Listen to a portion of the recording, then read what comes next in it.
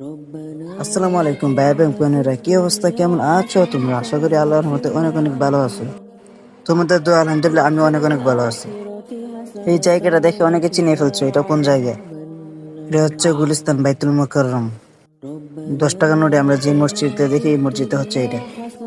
আর এদিকে বাইতুল মুকাররমের সামনে ইসলামিক বই মেলা হইতেছে। মোটামুটি বড় আকৃতির একটা ইসলামিক বই মেলা।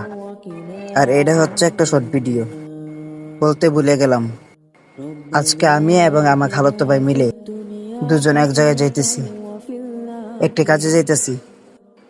কোথায় যাইতেছি, কি কাজে যাইতেছি, ভিডিও দেখতে হলে আমার ইউটিউব চ্যানেলে যেতে হবে।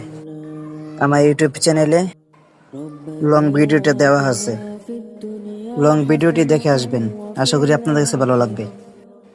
আর কে কোথায় থেকে, কোন জায়গা থেকে, তার নাম কি, সব কমেন্টে জানিয়ে দেওয়া যাবেন। তাহলে আমার বুঝতে সুবিধা হবে কে কোন জায়গা থেকে ভিডিওটি দেখতেছেন।